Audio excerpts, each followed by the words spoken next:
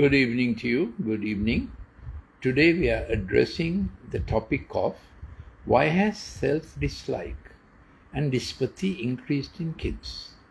That is, they don't like themselves. Antipathy is hostile behavior to others, which is also there. Digitized behavior is like the outcome. Sometimes it's part of the root cause, but sometimes it's the outcome of what they are going through. So, what are the main causes? And I want parents to be on the side of the kids, and I want to give encouragement to parents today that you can be the therapist and you can help your kid to get over the problem and bond again.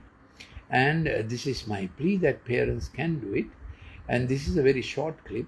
If you like to, I'm Dr. Lalith Mendis. I was founding head of pharmacology, Department of Pharmacology in a Faculty of Medicine, Government Faculty of Medicine.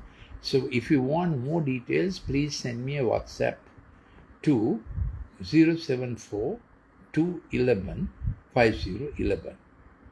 So children feel under pressure, particularly post-COVID, they feel under pressure. And there are many online tutorial classes and so on. So that adds to the pressure.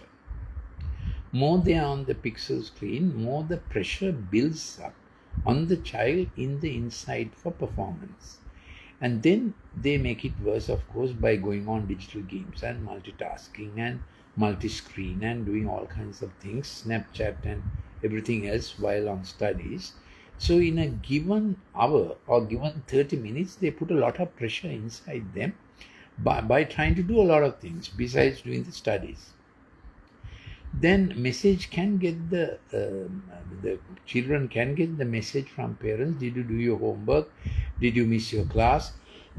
What are your grades? And rightly parents are worried. But if you convey it like that, then the kids begin to have a problem about their self-worth, how much they can perform, and they get into a perform or perish, swim or sink kind of mode. So a parent may be unwittingly conveying this issue. Kids have less inward time because of their own screen addiction and because of the extended online classes.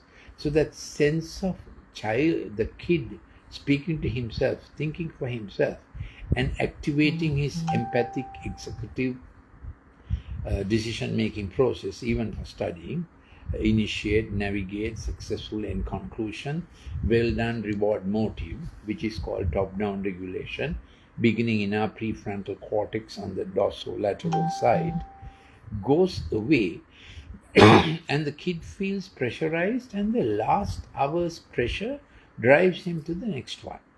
Now, this pressure may be his own digital gaming habits, or the pressure of work, or the feeling time is not enough. Then the world is perishing or world is crashing.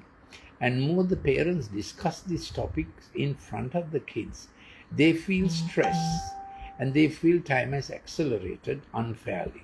So my plea is, parents, your discussions on the difficulties of government or economics, don't do it in front of kids, and keep your meal time as a one-homey recovery time. Whatever has gone on during the day, that 7 o'clock family hour and meal time, all sitting together, no digital gadgets, can do wonders for parents and kids, for kids family connect.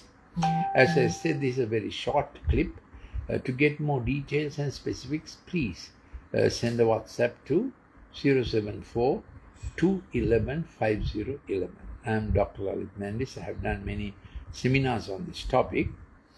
So we have to somehow get parents into training, which also I do, and to give them confidence they can tackle this problem. And my plea is to medical practitioners and to parents, don't try the pharmacological way. As I told you, I was head of Department of Pharmacology in a state medical faculty, where you easily go to a doctor and say, doctor, give some drug. Don't go that way. Build confidence. I can send you some more clips, longer and more complete, as to the remedies that you can do. I have already said, recover meal time. Recover meal times. Weekends, all 3 meal times, sit at the same time and so on.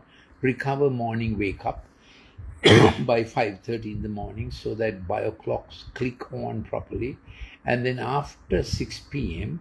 minimize screen time and somehow negotiate with your kid not to go on fast digital games after 6 p.m. because after 6 p.m. melatonin has to work for the brain refurbishing program that goes on in the night. So there is a generational shift of kids feeling hostile, even to the sibling, and they feel hurt inside, then they hurt others.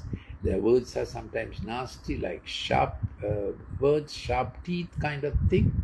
Hostile attitudes are rampant in kids as if they feel enemy territory, as if they feel they are being attacked. So the risk, peril thing that has come upon them, and the fight mode for the slightest thing. So my plea to parents is don't get on to them, get on with them on the fight mode, but please get on with them in the help mode.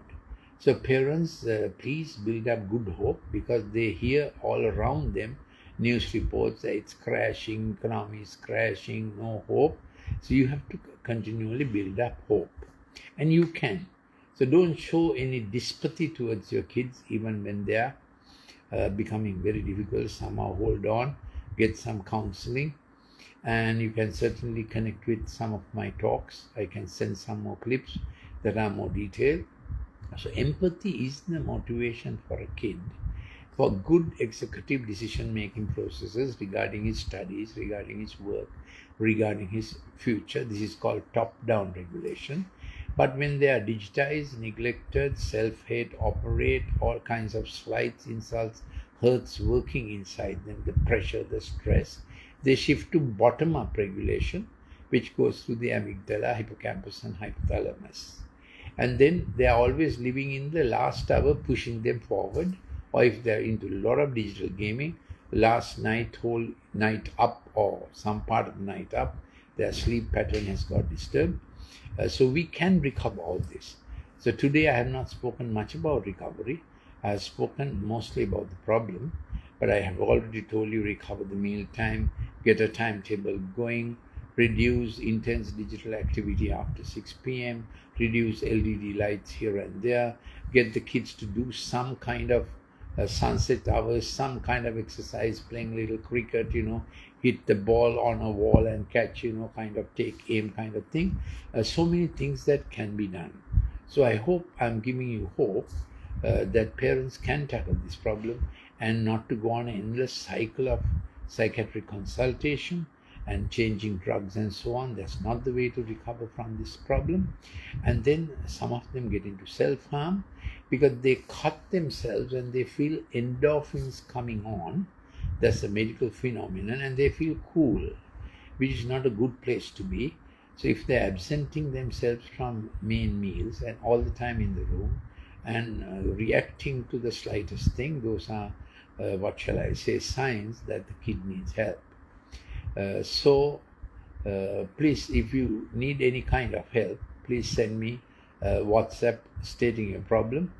Then someone will contact you, 074 211 5011.